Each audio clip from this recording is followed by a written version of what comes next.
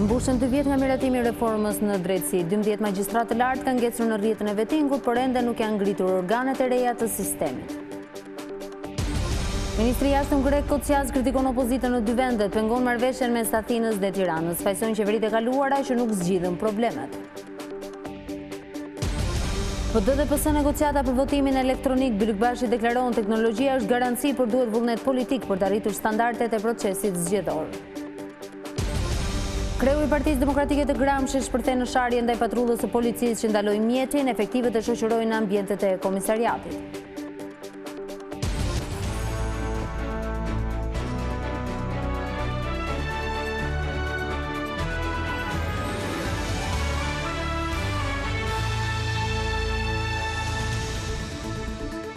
Përshëndetje të nderuar zonja dhe zotrinj, do të jemi së bashku në këtë edicion informativ të orës 15 këtu në ekranin e Vizion Plus.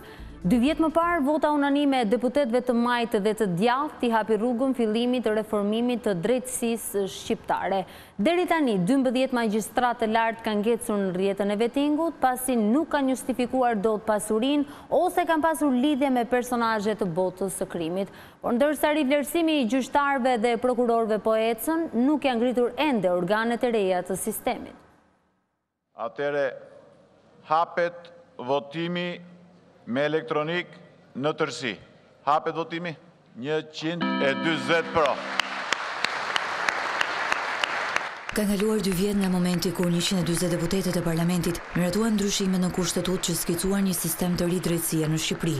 Ky sistem bazohej së pari në skanimin e të gjithë trupës së magjistratëve për t'i pastruar nga të korruptuarit, e së dyti ndërtimi një arkitekture të re që do të garantonte drejtësi, por edhe luftë kundër korrupsionit.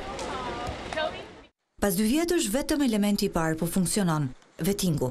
Por ndërtesa e re e drejtësisë ende nuk ka nisur të ngrihet e janë 7 organe për të cilat nuk mund të thuhet se kur do të jenë funksionale, pa llogaritur këtu bllokimin e gjykatës kushtetuese dhe gjykatës së lartë. Në 1 dhjetorin e 2017-s, organet e vettingut nisën procesin e skanimit për 65 magjistratët që janë në kupolën e sistemit të drejtësisë ose synojnë të shkojnë në postë të kyçe. Deri më tani, ka mbaruar kontrolli për 28 gjyqtarë prokuror, e nga këta 12 nuk e kaluan dot vettingun dhe kanë humbur të drejtën të jenë pjesë e sistemit të drejtësisë, ndërsa 16 magjistrat e kaluan provën. Vettingu konceptua në kushtetut si baza e të gjithë sistemit të ri të drejtësisë, e rrjedhimisht asnjë institucion nuk mund të ngrihet pa ecur para ky proces. Këshilli i Emërimeve në drejtësi nuk mund të kryejë asnjë funksion në lidhje me kandidatët për gjykatën kushtetuese, sepse nga 11 antar, vetëm 2 e kanë kaluar vettingun. 6 antarët e Këshillit Lartgjyqësor nuk mund të zgjidhen, sepse nga 15 kandidat, vetëm 5 janë konfirmuar në detyrë. 6 antarët e Këshillit të Lartë të Prokurorisë gjithashtu nuk mund të zgjidhen, sepse nga 19 kandidat, vetëm 5 e kanë kaluar vettingun. E pa u ngritur këto 2 institucione, nuk mund të fillojë nga puna struktura e posaçme kundër korrupsionit apo byroja e famshme kombëtare e hetimit që do të asistohet nga FBI-ja. Pritshmëritë janë që vettingu për kandidatët e këtyre institucioneve të përfundojë brenda verës, e në vjesht sistemi i ri i drejtësisë, për të cilin u luftua aq ashpër 2 vjet më parë, do të nisë të funksionojë. Por për liderin e opozitës Lulzim Basha, reforma në drejtësi ka dështuar. Kryedemokrati tha se gjithçka u ndërtua për të mbrojtur bandat e lidhura me qeverinë. Basha u bëri thirrje qytetarëve të bashkohen për të ndalur Edi Ramën dhe për të shpëtuar vendin nga krimi dhe droga. Në 2 vjetorin e miratimit të reformës në drejtësi, nga Durrësi, ku ishte në një takim me qytetarët, Lulzim Basha ka cilësuar atë si një reformë të shkatruar në themel. Reforma në drejtësi është shkatruar pikërisht për të mbrojtur gjyqtarët. Siç ngroh, kjo drejtësi e kapur Samir Tahiri. Siç ngroh, kjo drejtësi e kapur Arben Ahmeta, Damian Gjignurit. Dosit e cilve nuk janë gjë tjetër veç se pastrimi parave të pistat të krimit me bashkëpunimin e Edi Ramës dhe bandës të qeveritare. Duke u ndalur te kryetari i Bashkisë së Durrësit, Basha u shpreh se Vangjush Dako është tërësisht në funksion të bandave. Është kjo arsye që si kërkoni dot llogari Gjushit. Se në fakt Gjushi nuk e ka lidhur me ju, e ka lidhur me bandat. Fatin e tij politik. Dhe për këtë arsye në një vend normal e përsëris nuk do të ishte në bashki, po do të ishte në qeli. Basha është ndalur dhe tek çështja e teatrit kombëtar. Çështja e kombëtar është veteja për të rikthyer shtetin ligjor ose fundi i shtetit ligjor, i shtetit shtretës dhe fillimi i një diktature të krimit, e cila atë që po bën me teatrin, ne do ta bëjmë me pronat tuaja, me shtëpitë tuaja, kemi arritur aty ku nuk i varet më. Sepse Dinama nuk do të ndalet, dhe Vangjushtako nuk do të ndalet, nuk i ndalëm ne. Kreu i Partisë Demokratike u shpreh se Shqipërisë duhet një qeveri ku kryeministri dhe ministri i brendshëm të mos jenë të lidhur me krimin, që kanë prioritet ekonominë e qytetarëve të zakonshëm dhe jo pastrimin e parave të pista, të drogës dhe korrupsionit. Shefi i diplomacisë greke kritikon opozitën në vendin e tij, por edhe atë në Shqipëri. Sipas Nikos Kocias, megjithëse Athina dhe Tirana vijojnë negociatat për detin dhe çështjet e tjera, fraksion të politikës përpiqen të pengojnë arritjen e një marrëveshje mes dy vendeve. Ministri i Jashtëm grek Nikos Kocias konfirmon se negociatat për marrëveshjen e detit me Shqipërinë vijojnë ende. Por shefi diplomacisë në vendin fqin shpreh shqetësimin se opozitat në të dyja vendet po pengojnë procesin. Duhet të ketë më shumë pjekuri në drejtim të zgjidhjeve për çështjet që kemi. Opozita në të dyja anët e kufirit po përpiqet të punojë negativisht, duke prodhuar stereotipe dhe paragjykime negative mes popujve. Besoj se populli ynë po mëson dal ngadalë të mbështesë zgjidhjet dhe jo problemet. Ne duam njësi ndërmjet popujve dhe një politikë bashkëjetese paqësore ndërmjet shoqërive tona. Personalisht gjithmonë mburrem me studentët e mi shqiptar në Universitetin e Pireut, që tashmë janë bërë pedagog në vendin e tyre. Ministri i Jashtëm grek ka vënë në dukje se problemet me Shqipërinë datojnë që prej 90 vjetësh, dhe shkaku sipas tij që këto probleme kanë mbetur të pazgjidhura, është se u shfaqën pas përfundimit të luftës së ftohtë dhe se qeveritë e mëparshme nuk treguan vullnetin e duhur. I pyetur se cilat do të ishin përfitimet strategjike, ekonomike dhe politike për Greqinë nga miqësia me fqinjët, Kocias shprehet. Zhvillimi social dhe ekonomik i vendit lehtësohet dhe rritet nga zhvillimi i rajonit.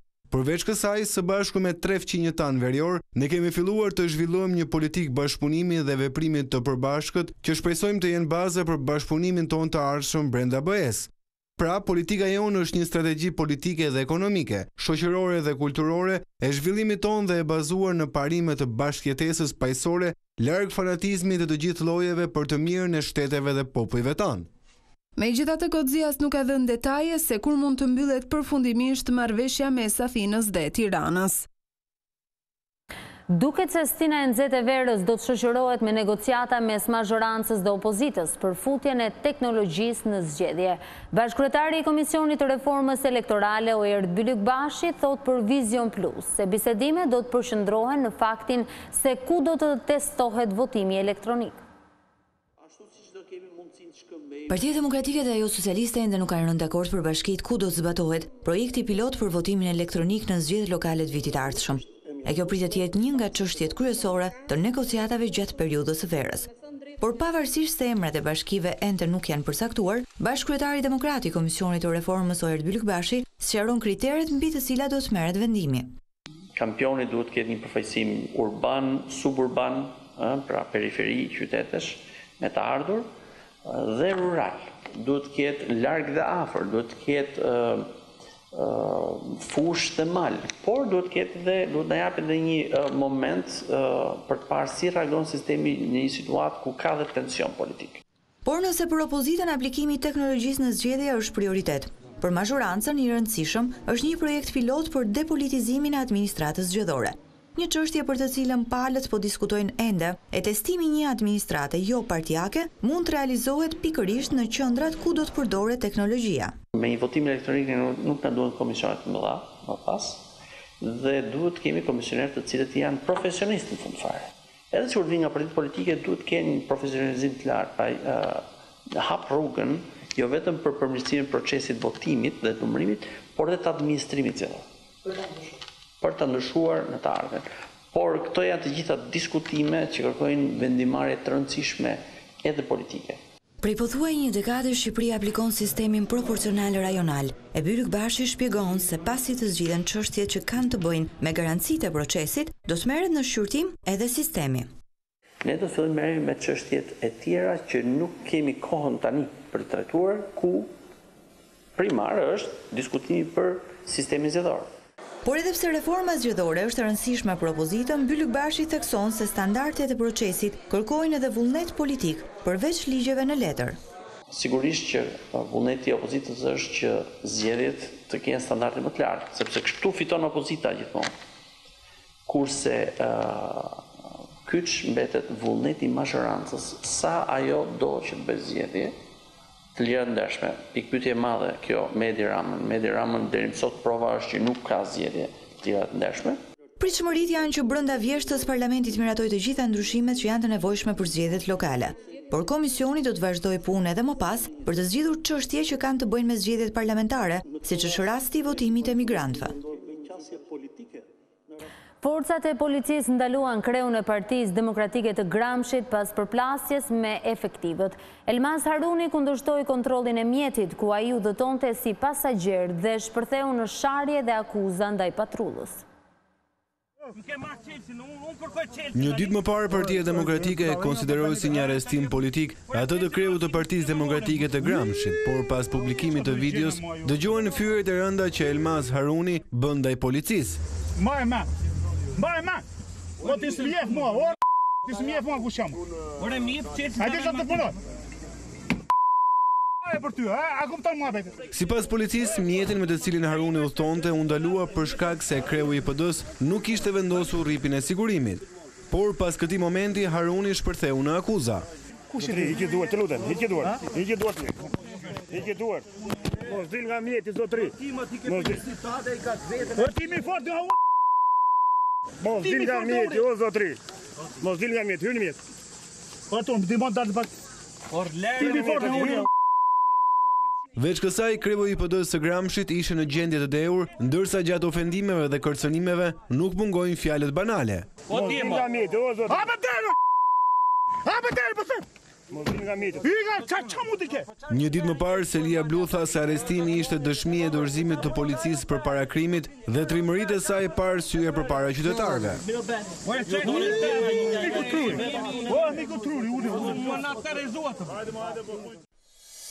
Ullet ngarkesa në qendrën spitalore Nën Tereza fillon të funksionojë skema e re e urgjencës. Rastet nga Tirana dhe rrethet trajtohen 4 ditë në muaj te sanatoriumi.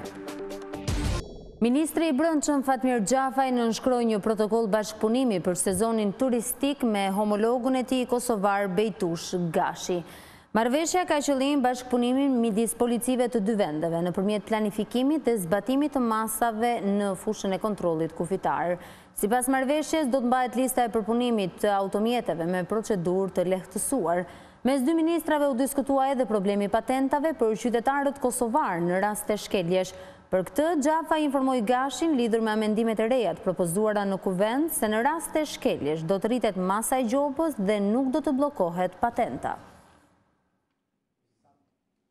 Nuk ndalet shmenduria e drejtuesve të mjeteve. Pavarësisht masave dhe kontrolleve të shtuara të policisë rrugore, shoferët lëvizin me shpejtësi skëter dhe në gjendje të dehur. Dy drejtues mjetësh ranë në prangat e policisë pasi qarkullonin të dehur në autostradën Tiranë-Durrës. Pas kontrolleve të cilat vijojnë çdo fundjavë, policia rrugore pezulloi dhe 12 leje drejtimi, pasi shoferët janë në timon dhe konsumojnë alkool mbi normat e lejuara. Por pavarësisht masave ka ende drejtues makinash të cilat lëvizin tej normave të shpejtësisë. Në autostradë policia ndaloi një shofer i cili ecte me 164 km/h. Veç kësaj, policia rrugore ka nisur një fushat sensibilizuese për drejtuesit e mjeteve. Në të gjithë vendin shpërdahen fletushka mbi mos përdorimin e alkoolit, vendosjen e rripit të sigurimit, shpejtësinë apo dhe ruajtjen e distancës së sigurisë, si dhe respektimin e semaforëve e të këmbësorëve. Bashkia e Tiranës është përgjigjur pozitivisht nismës së presidentit Meta për dhurimin e gjakut. Erion Velia i kërkoi që edhe bashkitë e tjera të bëhen pjesë së njëjtës fushat për të ndihmuar fëmijët talasemik. Erion Velia i përgjigjet thirrjes së Ilir Metës për të dhuruar gjak për njerëzit që kanë nevojë. Pranë bashkisë është ngritur stacioni dhurimit, ndërsa nismës ju bashkua edhe kryetari Veliaj. Jam shumë i lumtur sot që i përgjigjemi thirrjes së presidentit të Republikës për Aleancën e Turimit të Gjakut duhet filluar nga Tirana. Tirana është gjithmonë lider, Tirana është gjithmonë e para, Tirana duhet e para edhe në këtë iniciativë. Ne na duhet që 2% e popullsisë së Tiranës, pra 20.000 veta të dhurojnë gjak. Është e nevojshëm për ata që janë talasemik, është e nevojshëm për ata që bëjnë operacione, është e nevojshëm për gjithë ata që fatkeqësisht mund të kenë një aksident gjatë trafikut verës dhe pasja e një banke gjaku për qytetin e Tiranës ku ndodhen dhe shumica e këtyre operacioneve dhe këtyre ndërhyrjeve është diçka jetike. Eriun Belia i tha se veç qendrës së hapur të bashkisë do të funksionojnë edhe pikat të ngjashme në zona të tjera të Tiranës. Dua shumë që ne brenda kësaj stine të kemi plotësuar nevojat e Tiranës dhe siç kemi filluar sot përpara bashkisë, ne do të vazhdojmë pastaj në disa pika kryesore në Tiranë, ku organizata, shoqata, grupe komunitare, forume rinore politike të kenë mundësi secila të adoptojë një prej këtyre tendave dhe çadrave dhe të ketë mundësi gjithashtu të gjenerojë aksionin e vet për dhurimin e gjakut. I bashkohemi presidentit në këtë nismë sepse e shohim si diçka konkrete, praktike dhe të ndjeshme për njerëzit. Velia e shprehu vlerësimin për nismën e presidentit Meta, ndërsa ftoi edhe bashkitë e tjera të ndërmarrin të njëjtën fushat. Skema e re për të ulur ngarkesën në qendrën spitalore Nën Tereza duket se ka filluar të funksionojë. Në spitalin Shefqet Ndroshi 4 ditë në muaj trajtohen urgjencat nga Tirana dhe rrethet. 4 herë në muaj të gjitha urgjencat kirurgjikale priten nga spitali Shefqet Ndroshi. I njohur si sanatoriumi, çdo ditë të mërkurë rastet urgjente nga Tirana dhe rrethet mbrin këtu. Grafiku i vendosur nga Ministria e Shëndetësisë për të ulur ngarkesën në qendrën spitalore ka nisur të funksionojë. Koordinatori i urgjencës në spitalin Shefqet Ndroshi, Yllizi Çishti, tregon për skemën e re të pritjes dhe trajtimit të rasteve çdo të mërkurë. Të gjitha vijnë këtu. Edhe ato që shkojnë para gjithë këtë dysh i themin e Nën Tereza, i dërgojnë këtu. Dhe tani kemi provuar mirë dhe por ka shkuar mirë. Ky është personeli, kjo është urgjenca që para gjithë në të parë, pastaj ka ekzaminimet, ka pagën e lartë, gjitha. Në rast se një smur shkon rënd në QSU të sot, e sjellin këtu apo e trajtojnë atje? Thash, nëse është i palëvizshëm, nuk lëviz, trajtohet atje. Ashtu si ditëjavën që mësoj një smur këtu, që nuk lëviz të vendima këtu. Ka ca kritere.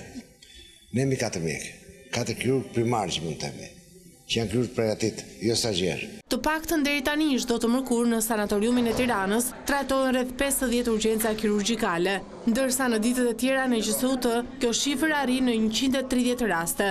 Grafiku i ndarjes urgjencave kirurgjikale mes 2 spitaleve universitar në Tiranë do të jetë i përhershëm. Të vetmet raste që do të vijojnë të trajtohen në QSUT janë urgjencat e pediatrisë dhe neurokirurgjia. Shtohen pacientët që paraqiten për shkak të pickimeve nga bleta në spitalin e Gjirokastrës. Mjekët thonë se nuk mungojnë edhe rastet e rënda për të cilët është i detyrueshëm shtrimi. Pickimet nga bleta kryesojnë rastet e urgjencave në spitalin rajonal të Gjirokastrës. Këtë sezon që përkon me periudhën e korjeve, 1/3 e pacientëve si pas mjekve, pas marrjes së ndihmës së parë, shtrohen për mjekim të mëtejshëm. Për shkak të temperaturave të ndryshme që kanë ndodhur, sepse në përgjithësi pickimi merr mangës në temperatura të larta. Dhe nuk kishte të drejtë në korjen e barit, sepse ndodhen në përgjithësi në fusha. Pickimeve nga bleta dhe reaksione kemi patur plot raste. Jo një, po disa. Miles, pardje kanë qenë 4 raste rresht një mbas tjetrit. Kapaciteti i urgjencës Gjirokastrës është i tillë që i mbulon të gjitha. Por krahas pickimeve nga bleta që për disa persona shkakton alergji deri dhe reaksione fatale, nuk mungojnë edhe urgjencat nga pickimet e merimangës së zezë apo gjarprinjve. Çdo ditë 60 persona, kryesisht fermerë të zonave rurale, kërkojnë ndihmë në urgjencën e spitalit të Gjirokastrës. Operatori i shpërndarjes së energjisë është fokusuar tek investimet në zonat turistike. Ministri Gjiknuri inspektoi në stacionin e Gjirit të Lalzit, i cili përfundon vitin e ardhshëm dhe u jep fund problemeve në furnizimin me energji. Ministri i Infrastrukturës Damian Gjiknuri së bashku me administratorin e OSHE Ardian Çela inspektuan punimet për ndërtimin e nën stacionit të ri në zonën e Gjirit të Lalzit. Investimi parashikohet të përfundojë plotësisht në fillim të vitit të ardhshëm. Investimet në këtë fazë do të fokusohen në 2 drejtime. 1, duke i paraprirë zhvillimeve të mundshme apo duke investuar në ato zona që kanë potencial të madh të rritjes ekonomike, siç janë zonat me përparësi turizmi, dhe këtu jemi në një nga zonat, po njëkohësisht do të investohet në zonën e Bregut, në zonën e Orikumit, pra në bregdetin e Vlorës dhe në të ardhmen dhe në zonën e Velipojës, në mënyrë që i gjithë brezi ku pritet një investim i madh në fushën e turizmit dhe ku do të ketë aktivitet ekonomik të shtuar, do të mbulohet me një furnizim bashkëkohor të energjisë elektrike. Për ministrin Gjiknuri, objektivi i rëndësishëm është dhe kryerja e investimeve në ato element që çojnë në mirë menaxhimin e kompanisë. Investimet do të drejtohen në mirë administrim dhe uljen e humbjeve, që do të thotë investimet e ardhshme do të fokusohen në sistemet e matjes, në sistemet e menaxhimit të flukseve të energjisë, në mënyrë që të administrohen më mirë të ardhurat nga operatori i shpërndarjes së energjisë elektrike dhe që do të bëjnë të mundur në të ardhmen edhe fillimin e hapave të parë të liberalizimit të tregut të energjisë elektrike. Deri më tani OSHE ka investuar mbi 1.5 miliard lekë për infrastrukturën energjetike nga Gjiri, Lalzit e deri në Golem. Thellohen mosmarrëveshjet Kosovë-Serbi. Beogradi zyrtar ka refuzuar kërkesën e zëvendës kryeministrit, njëherësh dhe ministër i punëve të jashtme të Kosovës, Bexhet Pacoli, i cili ka kërkuar të vizitojë Novi Pazarin. Televizioni shtetëror serb thotë se kërkesa është refuzuar nga autoritetet duke u referuar kornizës ligjore të Umnikut. Refuzimi i kërkesës është konfirmuar edhe nga ministri serb i mbrojtjes Aleksandar Vulin. Ky i fundit shprehet se çdo përpjekje e Pacolit për të hyrë në Serbi do të ishte ilegale, madje mund të ndiqet penalisht nëse tenton të hyjë në territorin serb. Pacoli ishte ftuar në Beograd ku do të merrte pjesë në një konferencë të Këshillit Kombëtar Bosnjak të Serbisë. Mbushen 2 vjet nga miratimi i reformës në drejtësi. 12 magjistratë të lartë kanë ngecur në rrjetën e vettingut, por ende nuk janë ngritur organet e reja të sistemit. Ministri i jashtëm grek Kocias kritikon opozitën në 2 vendet, pengon marrëveshjen mes Atinës dhe Tiranës, fajsojnë qeveritë e kaluara që nuk zgjidhen problemet. PD dhe PS negociata për votimin elektronik. Bylykbashi deklaron teknologjia është garanci, por duhet vullnet politik për të arritur standardet e procesit zgjedhor. Kreu i Partisë Demokratike të Gramshit shpërthe në sharje ndaj patrullës së policisë që ndaloi mjetin, efektivet e shoqërojnë në ambientet e komisariatit. Ishte gjithçka e përgatitur për këtë edicion informativ. Për më shumë informacioni mund të klikoni në faqen tonë të internetit vizion+.tv dhe rrjetin social të Facebook. Bashkë kemi përfunduar këtu, mirupafshim.